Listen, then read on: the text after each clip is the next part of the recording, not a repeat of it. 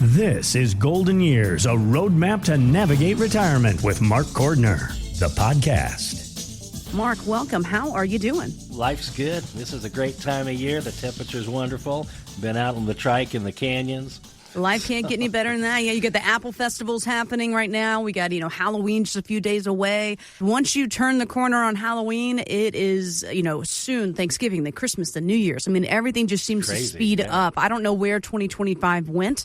But if you think it went by fast now, I'm telling you, once we reach this curve of Halloween, it speeds up really quick.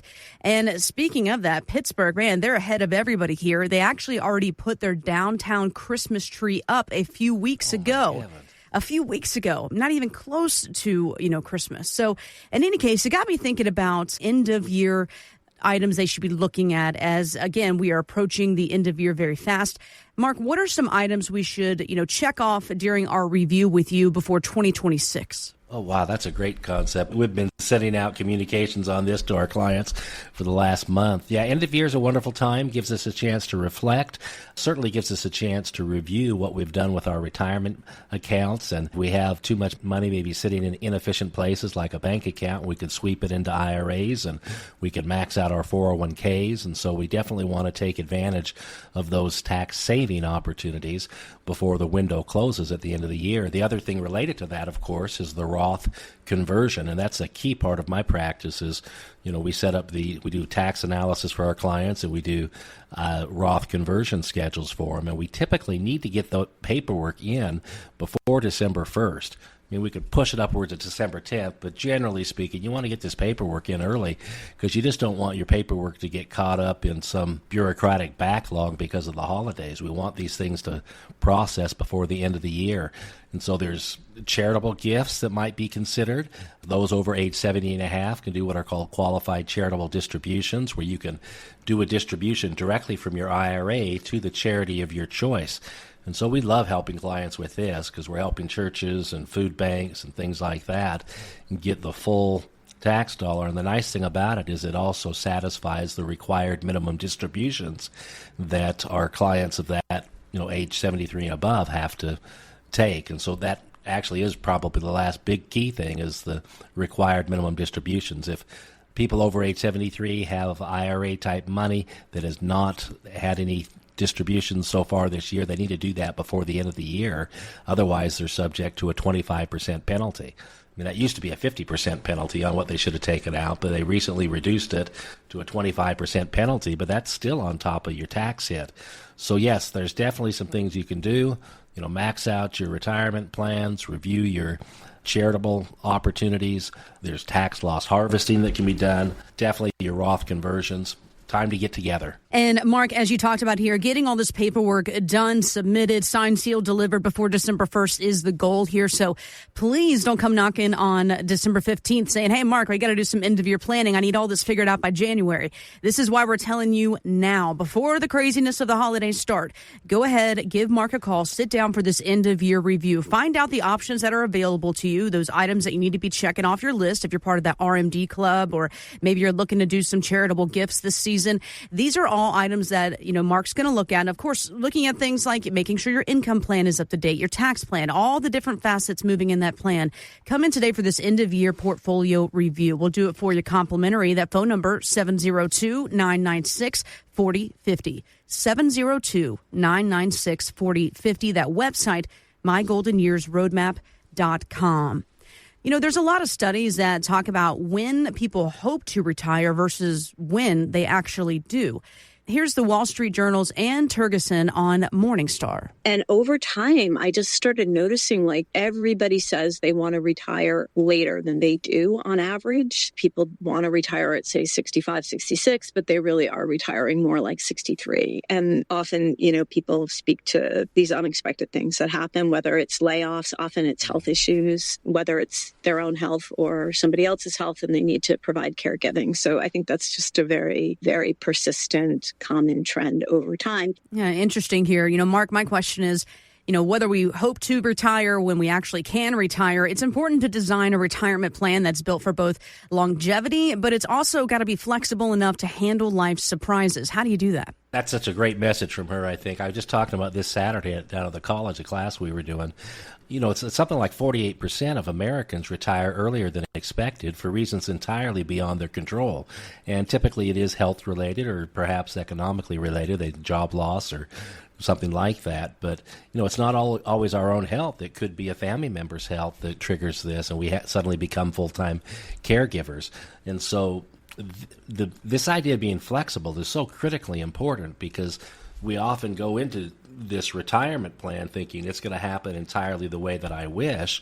And the truth is very little in most of our lives happens exactly the way we wish. And so we have to be flexible with our retirement plan thinking, both our time when we exit the workforce and the possibility of maybe having to re-enter the workforce for some people. So that's a great message. I'm really glad you shared that with us because too few people think that way. We often want to think that we're in control of things, and we're not. We're just not entirely in control. And so we have to have a flexible mindset before, during, and after that transition into retirement.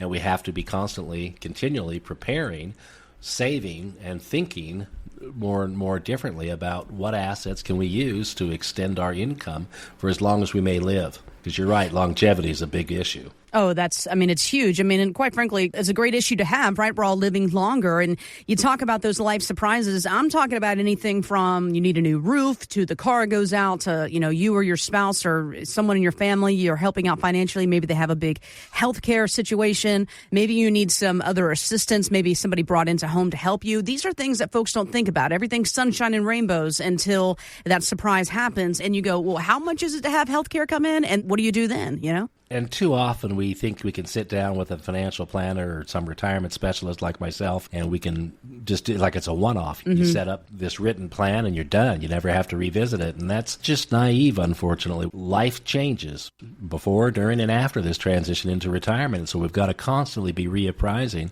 where are we at? Are we safe for the future? And if things have happened in our lives, how are we going to adjust? And sometimes that means making adjustments in our lifestyle expectations. But she gave a great message there. I'm so glad you shared that. Yeah, absolutely. It's all about doing some check-ins. Planning for retirement is not a one-and-done situation. Your life's going to change. Maybe you have a big life event, health scare. These are all factors that you'll sit down and talk with Mark one-on-one to help better shape your retirement plan from day one of retirement to, 10 years later in retirement. It's constantly a conversation of how can we do bigger and better things for you. Again, this is where Mark comes in. Allow him to do that portfolio review for you. It gives an idea of actually where you are right now. Are you planning for that longevity? Is your plan flexible enough for those life surprises? And if not, how can Mark help you? Again, 702-996-4050, 702-996-4050. That website, mygoldenyearsroadmap.com. So how long would $1.5 million in retirement last you, depending on which state you live in? Well, the website, GoBankingRates.com, did the calculations, and this is minus Social Security benefits, by the way. While $1.5 million can last 54 years in West Virginia, it only lasts 17 years in Hawaii. And you got 23 years in Massachusetts, 24 in California. So you can see it changes where you are. And the good news is that same amount of money would last you 40 years in 32 states. So you got a good chance here. Does this shoot a hole in the notion, Mark, that we have to be wealthy to retire comfortably, even if they've saved less than $1.5 million? I don't think there's a magic number at all. And I love this because, yes, geography plays a big impact on the cost of living, but I would say that our state of mind, rather than our state of physical being, has more impact on this because you see people in low-cost areas who can blow through a lot of money quickly. You see people in high-cost areas who live in a disciplined fashion and they don't lose control.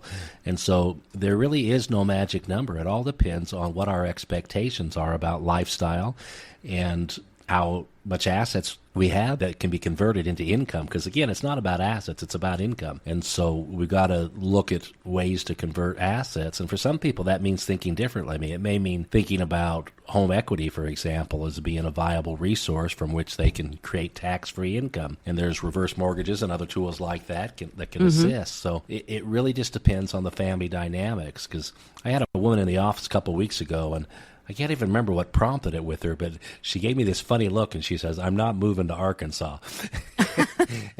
and I said, where did that come from? Arkansas is beautiful, that northwestern corner is gorgeous. But she just had a particular idea that she wasn't going to leave the city to go live in the country just to be able to save money. And so it's different for everyone, I would be very happy, I think, in northwest Arkansas. I could be in a quiet, beautiful place like that. But we've all got to make our own decisions. And at the end of the day, we've got to do the research before we leap off of the employment train into retirement, because it's easier to get out of the workforce than it is to get back in.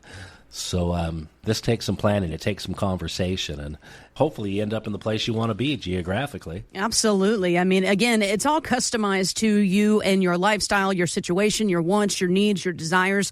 There's a lot of conversations out there about this, quote, magic number, and if you've read up on it, I mean, it changes every few months, if not every year.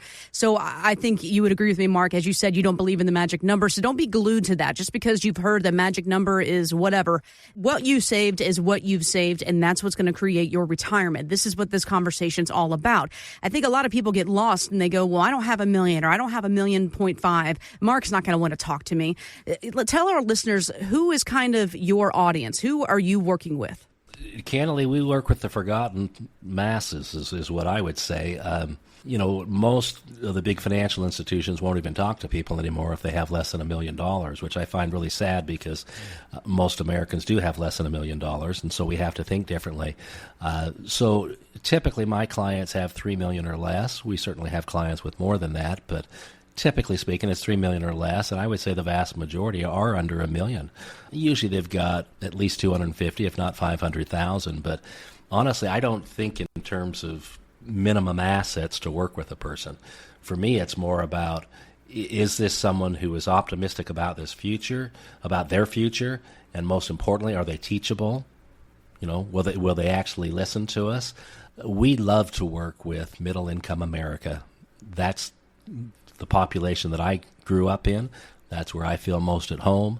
I feel like I have a lot more satisfaction because I can look at mom and pop America and give them the confidence that they can sleep well at night. So that they can have their dignity in retirement, that they can be with their family and do the things that they want to do. We want to work with mom and pop America. Yeah, and I love that you say middle income America, because I think a lot of folks, especially these days, are falling more and more into that category. And again, if you'd like to sit down with Mark, by the way, he's got over 30 years of experience. This all comes from if you are about to retire, if you currently retired, maybe you've been retired for 15 years. No matter where you are on that journey to retirement, sit down with Mark, do a portfolio review. Let's make sure everything is adding up the way you want it to. Let's make sure you're not outspending your retirement, that you're accounting for the unexpected and those surprises in life. And then let's not forget the most important part, right? Having fun in retirement, marking those items off that bucket list, no matter what they are. Retirement is about what you want to do, retiring your way, accomplishing your dreams. Give a call today. Sit down for that portfolio review. Again, 702-996-4050, 702-996-4050. The website, mygoldenyearsroadmap.com. Now, Mark, we just passed the 96th anniversary of the 1929 stock market crash that helped usher in the Great Depression. CNBC and New York Times financial reporter Andrew Roth Sorkin has come out with a new book about that time called 1929, and he tells 60 Minutes that the market run-up we've seen lately mirrors the overpriced bubble of 1929. I would argue to you that the economy is being propped up almost artificially by the artificial intelligence boom. There are hundreds of billions of dollars that are being invested today in artificial intelligence. This is either a gold rush or a sugar rush, and we probably won't know for a couple of years which one it is. We will have a crash. I just can't tell you when, and I can't tell you how deep. But I can assure you, unfortunately, I wish I wasn't saying this, we will have a crash. Yeah, I think we all know that. The market has been at all-time highs. We've been talking about that, Mark, how we're waiting for the other shoe to drop at some point. And listen, I remember my grandparents, even my great-grandparents, talking about the Great Depression and how crazy it was. And that's why they were so crazy about their money. I mean, literally putting money behind bricks in the house and in the freezer. And what if this day comes again in the vacuum? It was crazy. And then, you go on to even like the 2008, we had the crash. And even in 2020, we saw that little bit of a dip during COVID, but it bounced back. My point is, if you're not from any of these eras, you haven't experienced it before, it's really easy to keep your blinders on and go, nope, everything is sunshine and rainbows. Let's just keep it the way it is. But if you don't know how much risk you're taking with your portfolio, you could be sacrificing a huge part of your retirement, right? Oh, absolutely, yes.